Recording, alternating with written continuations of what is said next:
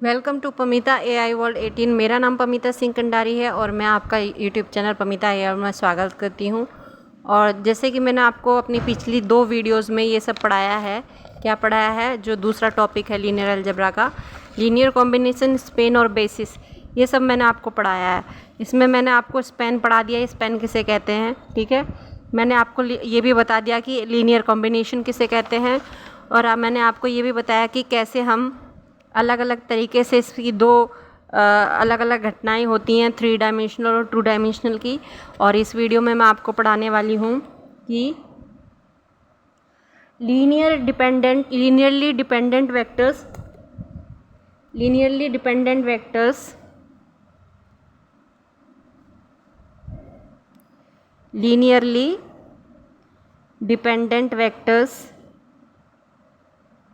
और linearly independent vectors किसे कहते हैं।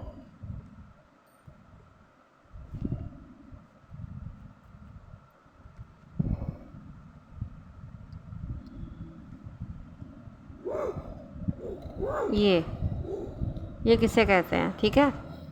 और इसको जानने के लिए आपको देखो,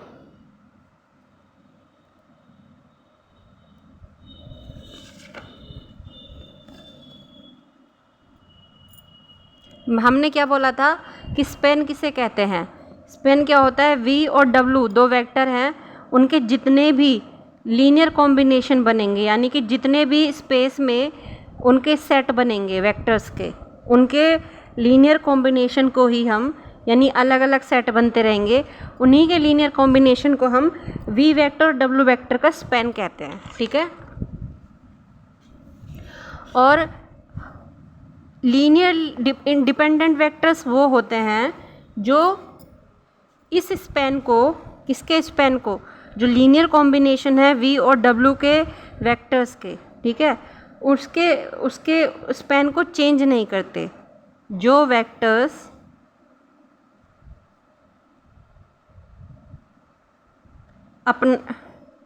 अपना स्पेन चेंज नहीं करते, ठीक है, समय के साथ वहीं पर रहते हैं, मतलब उसी एक्सिस में रहेंगे, उसी जगह पर रहेंगे, उसी टाइम इंटरवल में रहेंगे, उसे हम क्या बोलेंगे, उसे हम बोलेंगे लीनियरली डिपेंडेंट वेक्टर्स, ठीक है, उसे हम लीनियरली डिपेंडेंट वेक्टर्स कहेंगे। और जैसे कि सपोज करो ये u वेक्टर है, इसका कॉम्बिनेशन है a v vector plus b w vectors. अब आप सोचोगे कि ये सब पढ़ के हमें क्या मिलेगा, है ना। ये देखो, इससे आपको एक कल्पना मिलेगी, कल्पना से ही हम मॉडल जनरेट करते हैं, क्योंकि जो अलग अलग संभावनाओं से ही हम एक पर्टिकुलर संभावना को जन्म देते हैं। मैं आपको एक एग्जांपल देती हूँ। अगर देखो, जब तक टीबी की वैक्सीन नहीं आई थी, तब तक टीबी से कितने लोग मरे थे, ट्यूबरकुलोसिस से, आपको याद है। एक समय ऐसा था कि एक तरीके का एंडेमिक बन गया था ये, है ना। उसके बाद तुरंत ही देखो कोविड-19 जैसी महामारी आई। कोविड-19 जैसी महामारी के आने पर जब तक उसकी वैक्सीन नहीं हुई थी, कितने लोग मारे गए, ठीक है, जब तक बनी नहीं।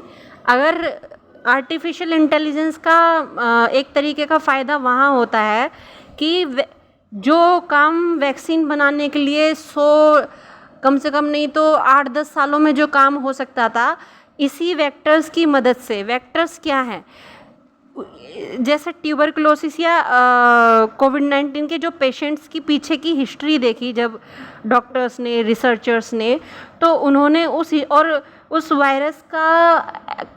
वायरस ने किस पर्टिकुलर जगह पर ज़्यादा वार किया वो देखा। उनकी मदद से उन्होंने देखा कि ये जो वेक्टर्स है, यानी जो वायरस जगह बदल रहा है, वायरस जो है कभी इधर जगह बदल रहा है, कभी उधर जगह बदल रहा है, कौन से पर्टिकुलर चीज़ को वो टारगेट कर रहा है, ठीक है, और उसकी कैपेसिटी कितनी है, ये सब चेक करने के लिए उन्होंने उसका स्पेन देखा कि ये चेंज कर रहा है या नहीं है, एक पर्टिकुलर ऑर्गन को ही डायरेक्ट कर रहा है। इस तरीके से हम एक अलग अलग संभावना उन्होंने बनाई और एक अच्छी वैक्सीन बन के तैयार हुई।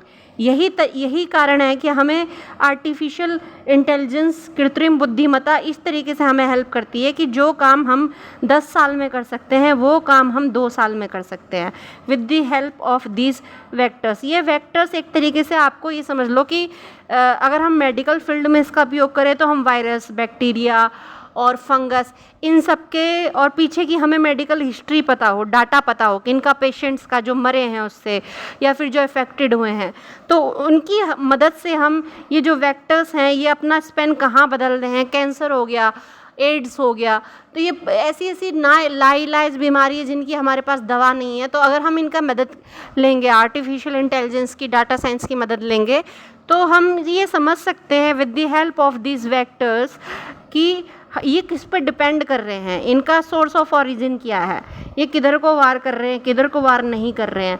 तो एक तरीके का हमारे पास नट शेल में डाटा तैयार होता है, हमें ये पता होता है कि हमारा अगला टारगेट हमें किस पे करना है जो ये अफेक्ट कर रहा है।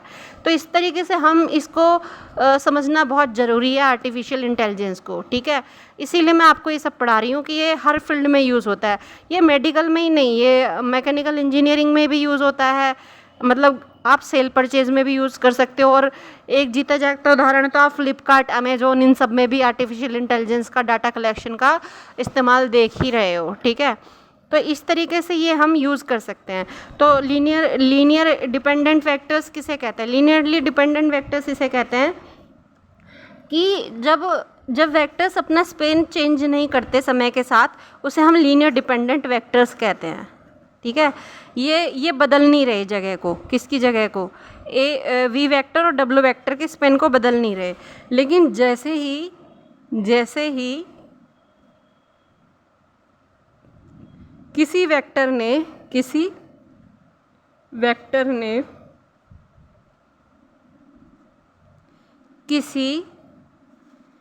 तीसरी डायमेंशन को ऐड कर दिया, मतलब कि ये 2 डायमेंशन थी, डब्ल्यू वेक्टर की और वी वेक्टर की, और इसका कोफिशिएंट था जो बदल रहा था ए और बी। तो ये वेक्टर कभी यहाँ जा रहा था, कभी यहाँ आ रहा था, कभी यहाँ, कभी यहाँ, कभी यहाँ, कभी यहाँ, पूरा स्पेस इन्होंने भर दिया, तब तक तो ठीक था, इसे हम बोलते हैं लीनियर डिपेंडेंट। जैसे ही इस वेक्टर ने गलती से, किस वेक्टर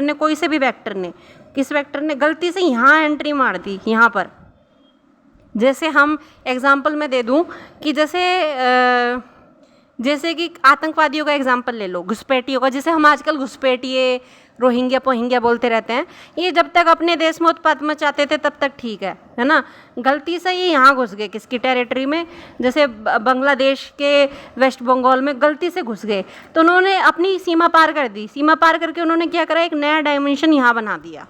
तो एक तरीके से उन्होंने घुसपैठ वो कर दिया ना।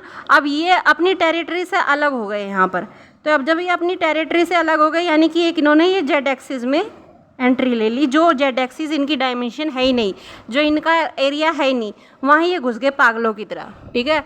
तो यहाँ पे जब घुस गए ये, तो इसको हम क्या बोलेंगे, इसको हम बोलेंगे, अब यहाँ आ गए तो ना तो इन्हें अपने कुनबे की फिक्र कि वहाँ क्या चल रहा है क्या नहीं, अब यहाँ तो नया मौसम मिल गया, नया माहौल मिल गया, नया खाना पीना मिल गया। तो अगर ये वहाँ पे परेशान थे, जगह ज़्यादा कम थी और लोग ज़्यादा थे, तो ये यहाँ घुस गए, तो इसको क्या बोलेंगे हम, ये हो गए लीनियरली इंडिपेंडेंट वेक्टर्स। इसी को ही हम क्या बोलते हैं, लीनियरली इंडिपेंडेंट वेक्टर्स इसको बोलते हैं। तो ये क्या हुआ, ये एक नया इन्होंने डायमेंशन बना लिया, ठीक है, इसको हम लीनियरली इंडिपेंडेंट वेक्टर्स कहते हैं। तो यहाँ पर क्या होगा, अब जो इसको हम कैसे रिप्रेजेंट करेंगे, इस तीसरे डायमेंशन को, ये तीसरा जो वेक्टर हम इसे ये कह सकते हैं कि अब जो डब्ल्यू वेक्टर है वो ए वी वेक्टर के बराबर नहीं है, यानी कि ये डिपेंड नहीं करता। अब किस पे डिपेंड नहीं करता, इसका जो कोफिशिएंट है बी वो इस पे डिपेंड नहीं करता, ठीक है। तो इस तरीके से ये हो गया हमारा लीनियरली इंडिपेंडेंट वेक्टर्स। मैं आशा करती हूँ आपको ये समझ में आया होगा, और आज के लिए इतना ही। और मैं आपको नहीं सॉरी, मैं आपको बेसिस बता देती हूँ, बेसिस भी टॉपिक रह गया, बेसिस किसे कहते हैं, ठीक है, इसी में ही बता देती हूँ ताकि मैं नेक्स्ट टॉपिक आपको लीनियर अलजेब्रा का पढ़ा सकूँ, ये सब खत्म हो जाएगा। बेसिस किसे कहते हैं? बेसिस, बेसिस होता है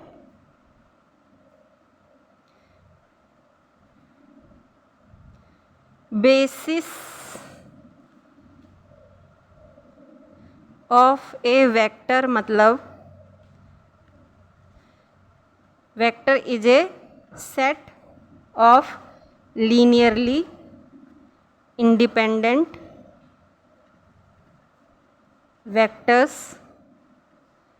that span the full space। अब इसका मतलब क्या हुआ?